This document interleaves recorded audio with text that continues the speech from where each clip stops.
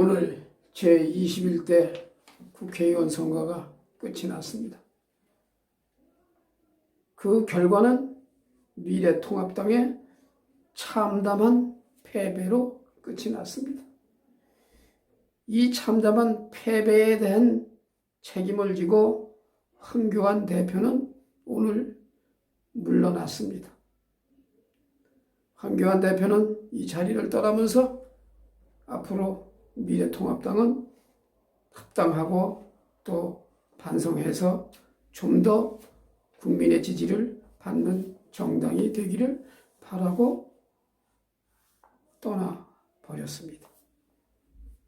지금까지 선거 결과를 볼 때 이처럼 참담한 결과는 없었다고 야당 역사상 그 유래를 찾아보기 힘들다고 말하는 이가 있습니다.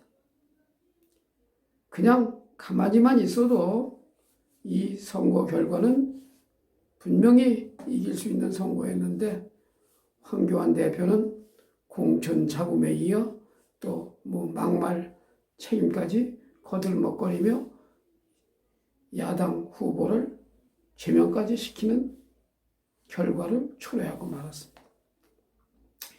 이러한 것을 보던 국민들은 황교안 대표의 손을 들어주지 않았습니다. 이러한 결과를 볼 때 참으로 한심하고 통탄스러운 것이 오늘날 야당을 바라보는 국민들의 마음입니다. 과연 황교안 대표는 미래통합당을 위해서 일을 했나? 국민을 위해서 일을 했나? 이러한 현실을 바라보면서 우리는 황교안 대표에 대한 의심스러운 눈빛을 보내야 될 지경에 이르고 말았습니다. 과연 이러한 작태를 보는 것은 황교안 대표가 과연 야당의 대표였나?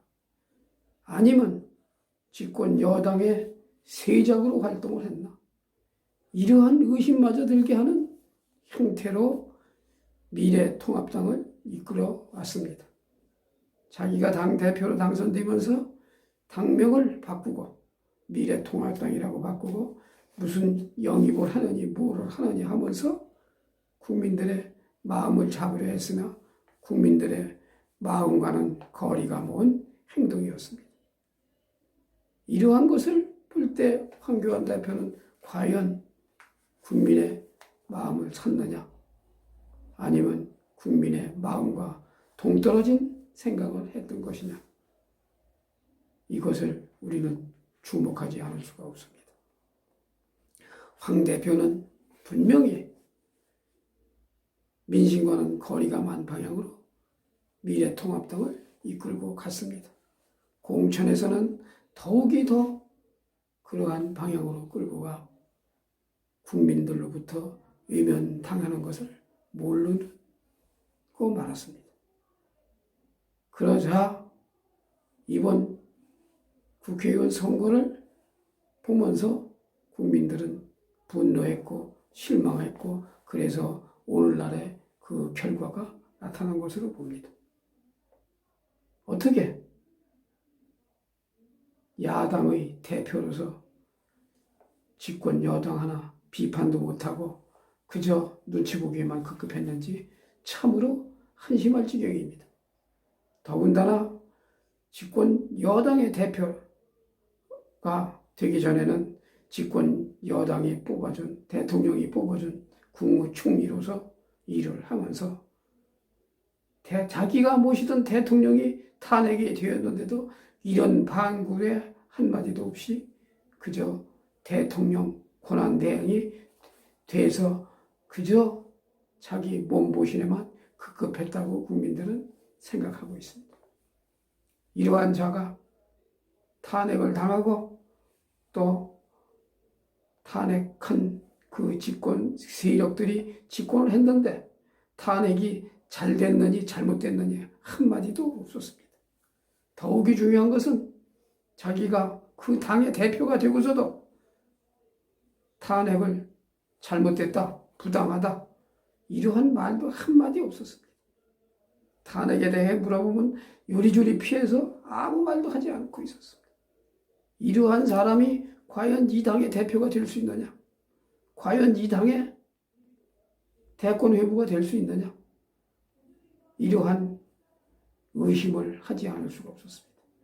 그러다가 이번 선거를 자신 있게 이끌겠다고 자기는 생각을 했는지 모르지만 선거를 열심히 아무리 응원을 하고 지지를 한다 해도 뚜껑을 열어본 결과는 참패로 끝났습니다. 그러자 황 대표는 보따리를 싸고 말았습니다. 과연 이것이 대한민국의 바람직한 얘기냐? 과연 대한민국의 역사는 이렇게 묻어두고 갈 것이냐? 이렇게 탄핵을 묻어두고 가야 되느냐? 이러한 것을 생각해 볼 때 이는 참으로 못마땅하고 몰지각한 사람이나 할 수 있는 행동을 황 대표는 했다고 생각합니다.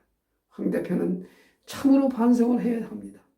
자기가 모시고 있던 대통령이 탄핵을 당하고 영해의 몸이 돼서 교도소에 갇혀 있는데도 이에 대해 아무 소리 없고 아무 말도 없고 이에 대한 구명도 없고 탄핵은 과연 잘했는지 진실을 밝히려는 백서 하나 발행하지 않고 그저 버티고만 있다가 이번 총선에서 참패를 하고 물러나는 지경이 있었습니다.